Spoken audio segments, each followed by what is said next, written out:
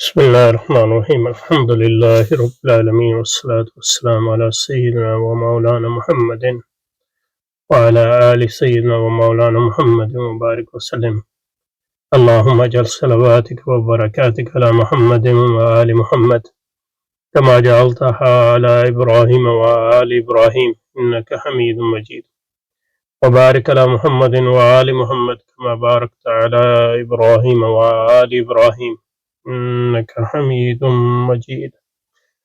اللهم صل على محمد وآل محمد كما صليت على إبراهيم وعلى آل إبراهيم إنك حميد مجيد. اللهم أرنا حقائق الأشياء كما هي، اللهم أرنا حقائق الأشياء كما هي. ربنا زدنا علما وعملا وإخلاصا يا رب العالمين. اللهم أرنا حقائق الأشياء كما هي.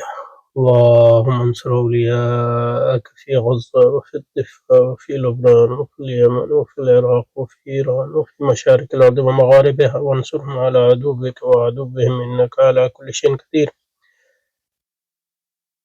اللهم فرج عنا وعن عبادك في غزة وفي الضفة وفي لبنان وفي اليمن وفي مشارق الأرض ومغاربها.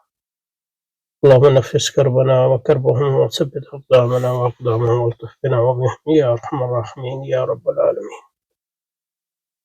برحمتك يا أرحم الراحمين. صل وسلم على سيدنا ومولانا محمد وعلى آله وأصحابه وأزواجه وذريته أجمعين برحمتك يا أرحم الراحمين. Okay, we continue our study of Kanchana Save Capitalism or Survive Capitalism.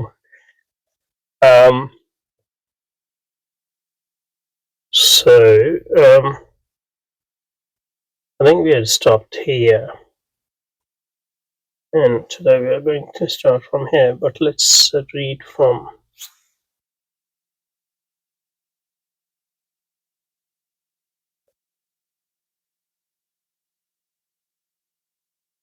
here, I guess, to keep continuity. Authors such as Barry Humphrey, sorry. Okay, this is a book on science and civilization in China. Particularly stressed with the other one.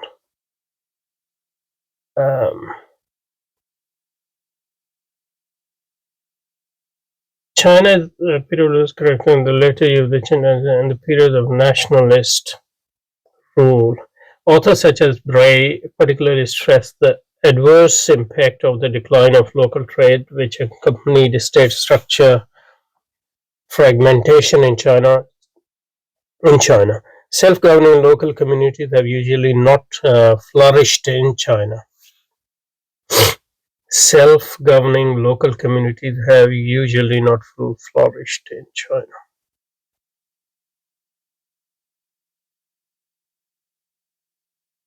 I guess self-governing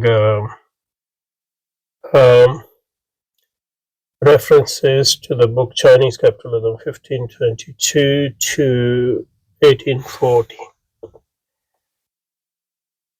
It is not surprising that while local governments struggle against each other for greater central government patronage and privileges, they don't struggle for restricting the authority of the central government institution or the party. So the main thing is there is decentralization, but this decentralization is the project of the central government itself, and it doesn't unlike other decentralization projects, it doesn't weaken the central government or the central party, I guess, as well. And that's the main point. What's the footnote 33 says? So the footnote 33, this is also true of that is competing with each other but not struggling or not rebelling against the central government as the Western government would hope. America would hope, for example. This is also true of the peasant and worker. This is also true of the peasant and worker protest movements. They are not against the central government. I think that's one of the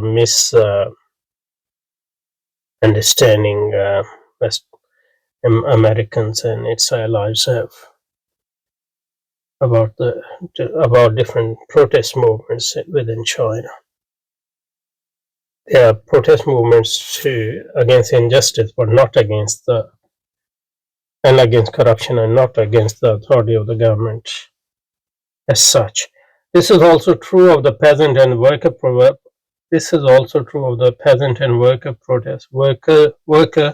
protest movements, which struggle. I don't know why. Struggle, I guess, typo here. Struggle usually on the basis of the platform, the emperor is just, but the officials are corrupt. So what replaces the emperor here is the central government, I guess, and central party. The result of the abuse of authority does not regard. They resent the abuse of authority and don't regard the constituted state authority. Even, I guess, that would include even the local state authority, I'm not sure, as unjust or inefficient or illegitimate. So it's about the corruption of the officials and not the state as such, or not even government, I guess, let alone the state. So that's an important point in understanding China, I guess. Historically, that's why history is important. So the authority of the central Chinese state is not being undermined by increased local autonomy. And there's no credible threat to Chinese unity. That's important. The exception to this may be Tibet and the Muslim-dominated provinces of Xinjiang, Qinghai, Gansu, and perhaps Sichuan. I'm not sure how we pronounce that. Their resentment against Chinese rule is increasingly widespread, where Chinese continue to pursue a brutally repressive policy for the last 6 decades.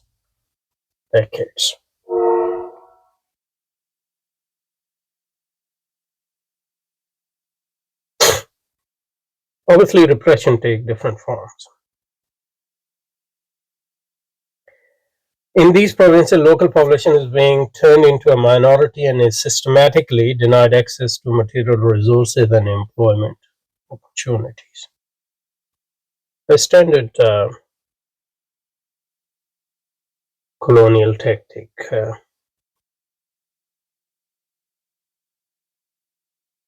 Which has been perfected by liberal capitalism, as we know, within their own countries as well as outside. In the Muslim provinces and Tibet, large segments of the local population have since 2006 been herded into reservation settlements like those imposed on Red Indians and Aborigines in America and Australia. These people are without employment and ravaged by disease and alcoholism. This facilitates Chinese exploitation of the mineral and agricultural wealth of these regions. 2007, this book is China, Tibet, and the Left, International Socialism. Occupation of the Muslim provinces and of Tibet is justified on the ground of imperialist conquest by Yuan, Ming, and Qing dynasties. The People's Army and local state forces continue to act as an occupation forces in the Muslim provinces and in Tibet. Unlike the rest of China, mass resistance in the Muslim provinces is against Chinese state authority and not for combating systematic corruption. Number 34, but they account for only 2% of Chinese population. Muslims of these provinces. Obviously, there are Chinese Muslims as well. We are not counting them, and they don't have that sort of relationship with Chinese state. There's a large minority of Chinese, indigenous Chinese Muslims, which people don't know about. A lot of people don't know about. Okay.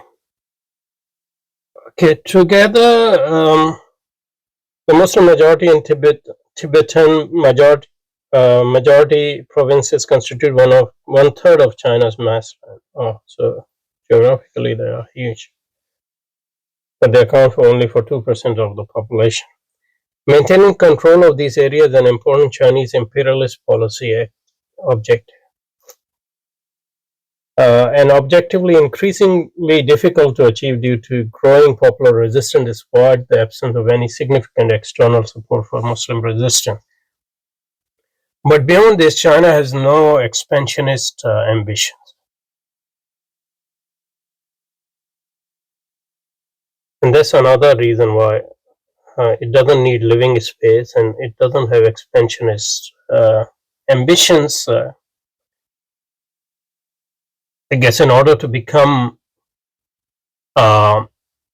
hegemon, universal capitalist hegemon, you need to have expansionist ambitions because you need to defend capital everywhere. Not, I don't know, but these, why are these?